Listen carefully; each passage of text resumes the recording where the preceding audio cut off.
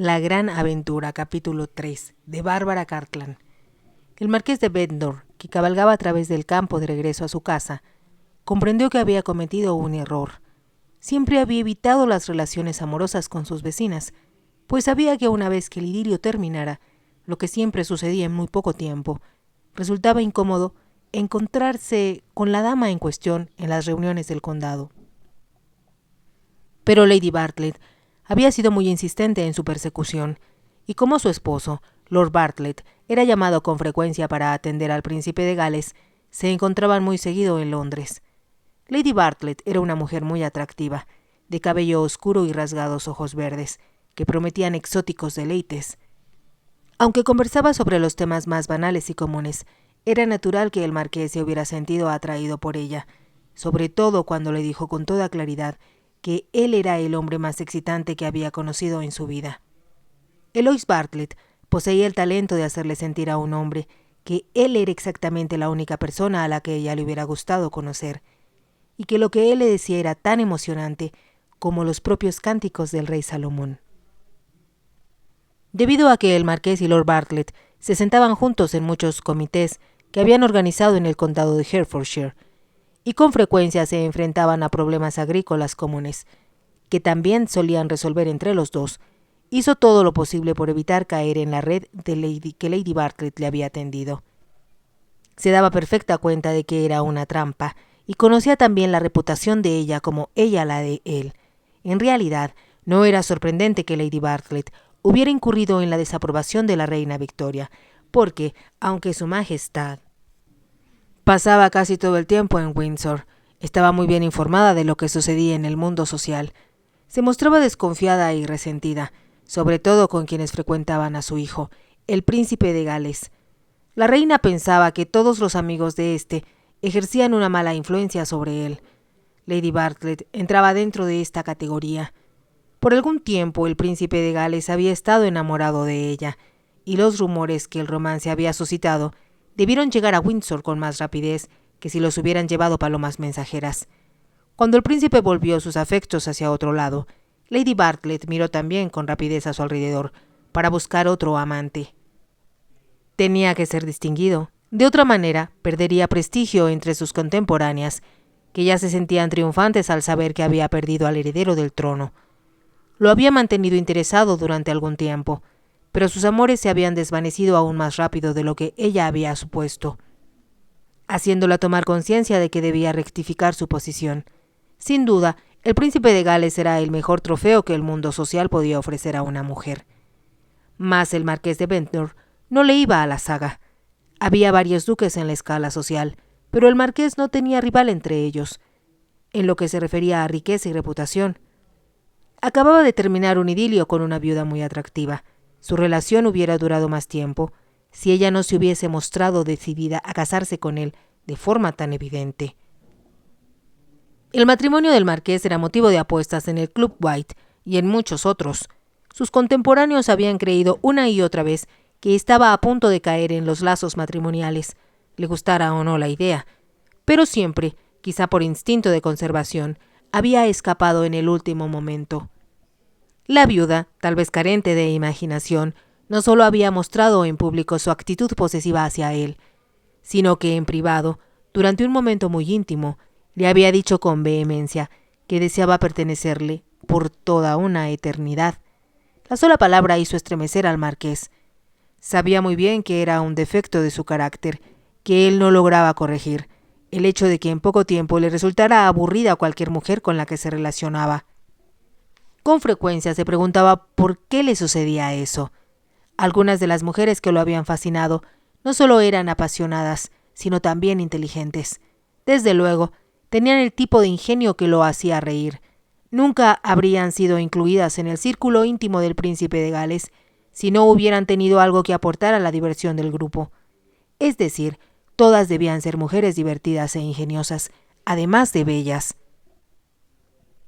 El marqués se había preguntado muchas veces cómo era, en realidad, el amor. Le asombraba que de pronto, y por lo general en el momento menos conveniente, se diera cuenta de que una mujer ya no hacía latir más aprisa su corazón y que ya no sentía deseos de besarla o de tocarla siquiera. Eso era lo que había sucedido esa tarde, y mientras su caballo recorría al trote los verdes campos que unían la propiedad de Lord Bartlett con la suya, se dijo: «He sido un tonto». Se había encontrado con Eloise en una casita de descanso situada a un lado del jardín que rodeaba el suntuoso hogar de Lord Bartlett. Era un lugar que habían usado con frecuencia. El mobiliario consistía en un cómodo diván con cojines de seda y algunos tapetes. Como Eloise tenía mucha experiencia en el arte de mimar a un hombre, siempre había una botella de la mejor champaña enfriándose en un cubo de plata con hielo. Cuando el marqués llegó a la casita, poco antes de las 5 de la tarde, Eloise ya lo estaba esperando con los brazos abiertos y los labios rojos levantados incitantes hacia él. Se le ocurrió por un momento que Eloise era una mujer demasiado impetuosa y que hubiera sido mucho más efectivo que dejara que él tomara la iniciativa, en lugar de mostrarse tan efusiva. Entonces el fuego que había en sus ojos y en sus labios provocó una respuesta apasionada similar en el marqués. Solo más tarde, después de haber bebido una copa de champaña y decir que tenía que marcharse, hubo una conversación intrascendente entre ellos. «¿Debes irte tan pronto?», había protestado Eloise Bartlett, con un mohín provocativo. «Tengo muchas cosas que atender en la casa», contestó el marqués, evasivo. «¿Qué tipo de cosas? Pensé que estaba solo en Bent Royal». «Lo estoy, a excepción de mi abuelita». «Por fortuna es una anciana», contestó Eloise. «De otra manera me sentiría muy celosa». El marqués no contestó. Se limitó a bajar su copa para depositarla en la mesa y tomar su chistera y su fuete. Eloise, que se encontraba tendida en el diván y estaba, como lo sabía muy bien, muy hermosa con las mejillas encendidas y el cabello un poco alborotado, levantó los brazos hacia él. «Ven a decirme adiós», sugirió con suavidad. El marqués movió la cabeza de un lado a otro. «Ya he sido apresado de ese modo en otras ocasiones». «Eloise», dijo, «en cambio, debo darte las gracias por hacerme muy feliz». Ya había puesto la mano en el picaporte de la puerta, cuando Eloise lanzó un pequeño grito. «¿Cuándo te volveré a ver? Podrás venir mañana o pasado mañana». «Enviaré un mensaje, como de costumbre», contestó él. «Es posible que vuelva a Londres. No estoy seguro todavía». «¿A Londres? Pero si acabas de llegar y me dijiste que te quedarías cuando menos una semana». No existía la menor duda de que en la voz de Lady Bartlett había una nota de reproche. El marqués sabía muy bien que ella detestaba el campo, que se había ofrecido a acompañar a su esposo cuando éste decidió asistir a la fiesta ofrecida por el alto comisionado del condado en cuanto supo que él también estaría allí. «Te avisaré cuándo puedo volver», dijo él. Al salir de la casita de descanso, el marqués oyó que Lady Bartlett seguía protestando. Su voz lo siguió a medida que avanzaba entre los arbustos, hacia donde había dejado su caballo. Al alejarse comprendió, con esa extraña sensación de vacío que lo había invadido muchas veces en situaciones similares, que no volvería. No hubiera podido explicarlo, pero de forma repentina e inesperada, Eloise Bartlett había dejado de interesarle. Se daba cuenta de que cuando le había pedido que se acercara a despedirse, y él contestado que lo había apresado de ese modo otras veces, era solo la repetición de una vieja historia. El deseo de una mujer de continuar haciendo el amor, cuando la cúspide de la pasión había pasado ya, y de tratar de atraer a un hombre que deseaba irse, para que se quedara un poco más, producía invariablemente una misma versión de lo que ya había ocurrido. «Es como escuchar la misma canción una y otra vez», pensó el marqués, «hasta que termina por fastidiar». Una vez más reconoció que había cometido un error al comprometerse con la esposa de su vecino. Al principio le había parecido excitante aceptar la sugerencia de Eloise de que se encontrara en la casita de descanso. Estaba todo tan bien preparado en ella que él comprendió que no era el primer hombre que usaba ese sitio de reunión. Sin embargo, como Eloise le resultaba una mujer fascinante, eso no le preocupó mucho. Tampoco le inquietó el hecho de que los sirvientes, que arreglaban los cojines de seda y llevaban la champaña a la casita, se dieron cuenta de que ella se reunía allí con un hombre subrepticiamente. Comprendía, sin que ello le preocupara, que sus propios sirvientes debían sentir cierta curiosidad sobre por qué iba a montar a una hora tan avanzada de la tarde o por qué, en otras ocasiones, lo había hecho de noche, después de cenar. Era inútil que el marqués se hiciera ilusiones de que ninguno de ellos hablaría. Estaba seguro de que lo harían. Habría una historia más que añadir a las que ya circulaban sobre él y sus idilios. Lo que le resultaba deprimente era el problema que lo esperaba en Bent Royal. Este se había iniciado con una carta de Lady Lidford que llegara el día anterior. En realidad, Lady Lidford, aunque ella no lo comprendió, había comenzado a aburrirlo desde hacía casi un mes. Fue este cambio de sentimientos lo que lo hizo dirigir sus atenciones hacia Eloise Bartlett, quien apareció en su horizonte amoroso poco antes de la Pascua. Su idilio con Nadine Lidford había durado más que la mayor parte de sus otros amores. En Navidad pasaron una corta temporada en una casa ducal, con otro grupo de amigos. El marqués consideró que había sido la reunión más divertida a la que había asistido en los últimos años. Decidió que gran parte de la diversión se debía a la presencia de Lady Lidford, sin su marido. Nadine Lidford era una mujer, además de muy bella, capaz de hacerlo reír. Lo que decía era casi siempre ingenioso, y muchas veces era perversa en sus comentarios respecto a los demás. Su aguda lengua resultaba un estímulo para el ingenio del marqués. Su intercambio de comentarios había mantenido muy divertidos a los otros concurrentes. La comida fue deliciosa y los vinos de la mejor calidad. Debido a que el tiempo había sido bastante benigno, la cacería resultó un éxito, y el duque proporcionó a sus invitados los mejores caballos. El marqués tuvo oportunidad de probar su excelente puntería y cobró una considerable cantidad de piezas. Durante los bailes que se ofrecieron en la noche, Lady Lidford resplandeció de brillantes y fue la estrella de las fiestas. Como su esposo estaba en el extranjero, el marqués no necesitó mostrarse demasiado discreto con ella, lo que por lo general lo irritaba. Sin pensar en las posibles consecuencias, se convirtieron en una pareja inseparable. Los sentaban juntos a la hora de las comidas y en las mesas de juego. Cuando volvieron a Londres, su deseo mutuo creció día a día, y como sus amigos estaban en la mejor disposición de ayudarles a divertirse, asistieron juntos a varias fiestas.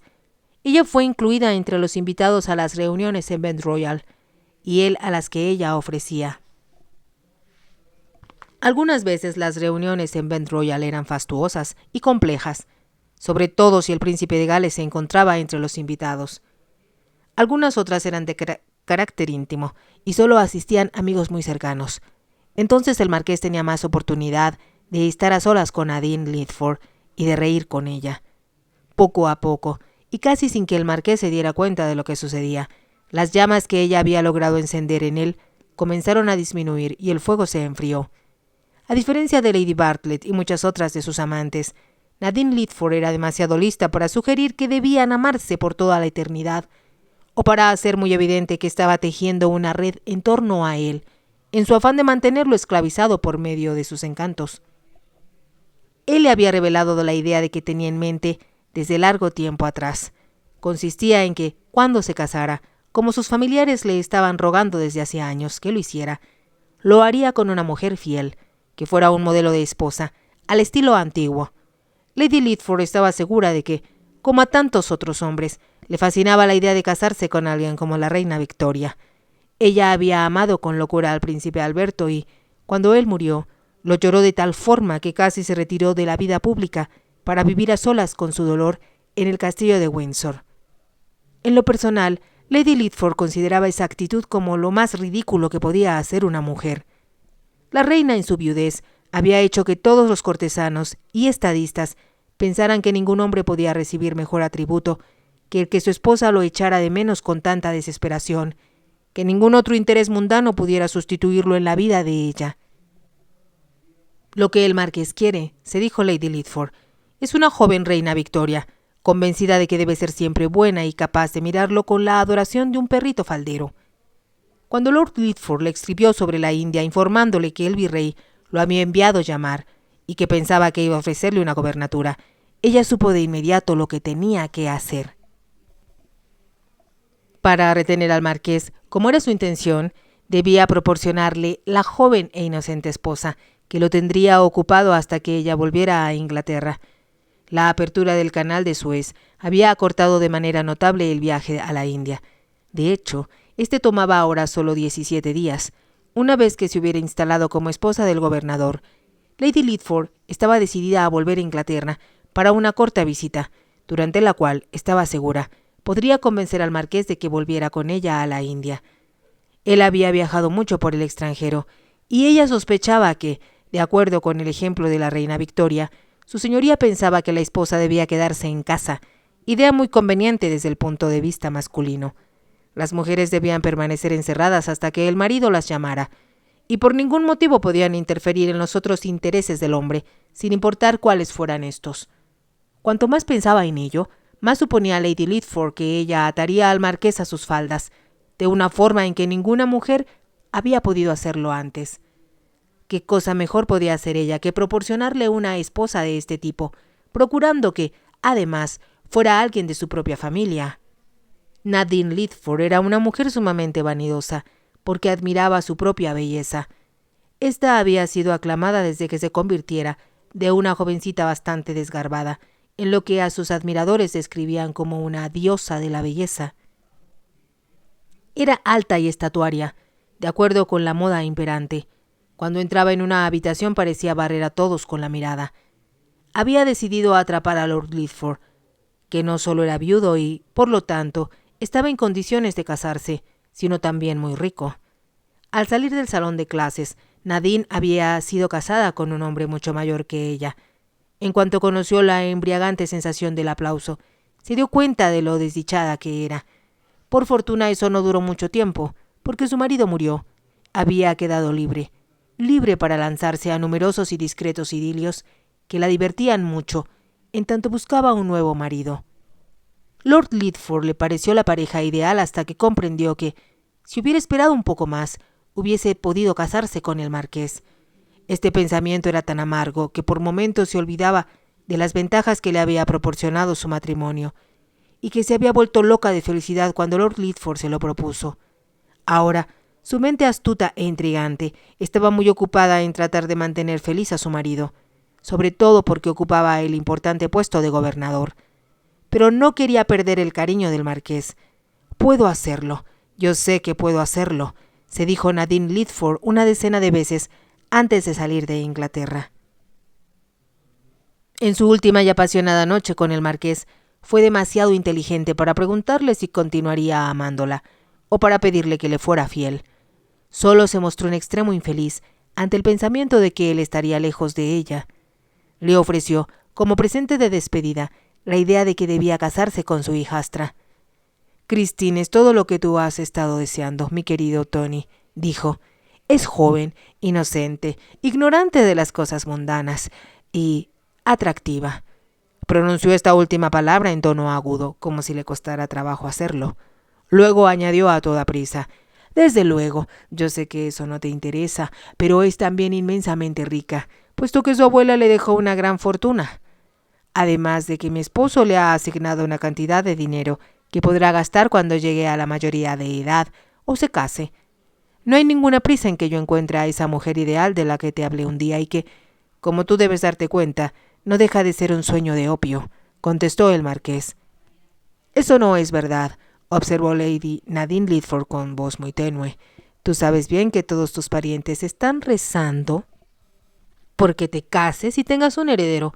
De otro modo, si tienes un accidente de cacería o te mata algún marido celoso, el título irá a dar a ese aburrido primo tuyo que tiene más de 50 años.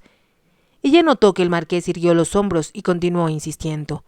«Mi amor, ¿cómo podríamos soportar todos verlo en tu lugar? Por supuesto que debes casarte y tener un hijo, o más bien, una decena de hijos para tener a tu esposa bien ocupada». El marqués se echó a reír con un dejo de tristeza. «No sé por qué fui tan tonto como para decirte lo que pensaba.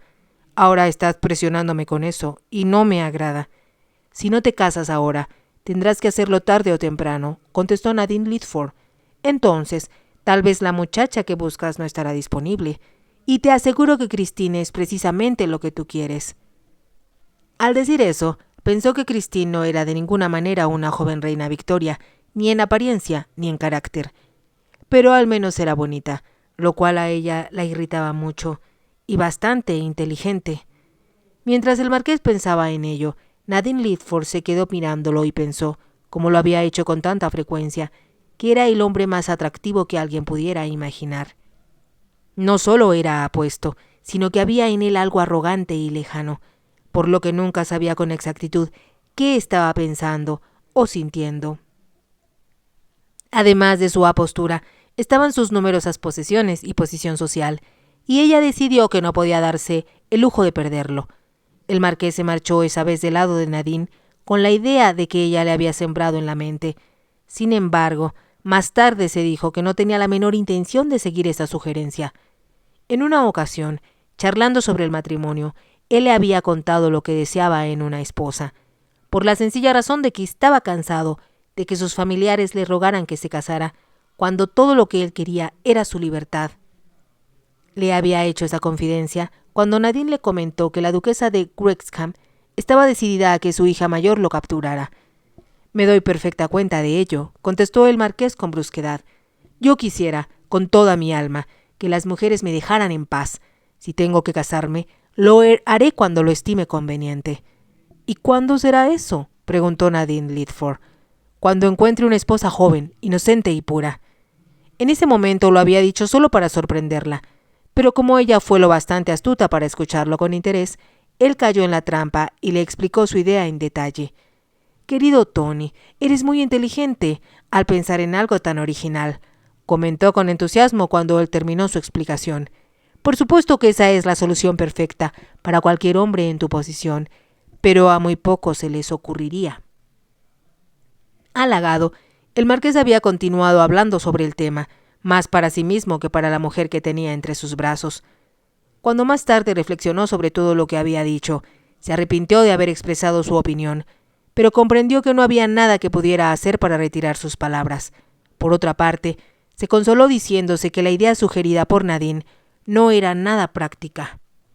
Entonces, para su consternación, al día siguiente de su apasionada despedida, Nadine le envió una carta diciéndole que enviaría a Christine con él para que permaneciera a su lado mientras ella estaba en la India.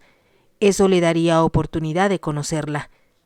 Añadió que también sería un acto bondadoso de su parte, porque eso evitaría que ella tuviera que preocuparse sobre dónde pasaría la niña sus vacaciones.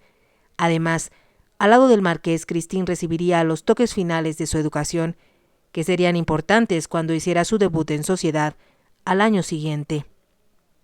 «Ella aprenderá muchas cosas contigo en Bent Royal», le escribió, «y yo sé que tu querida abuelita, a quien le encanta estar rodeada de gente joven, disfrutará de tener a Christine en la casa.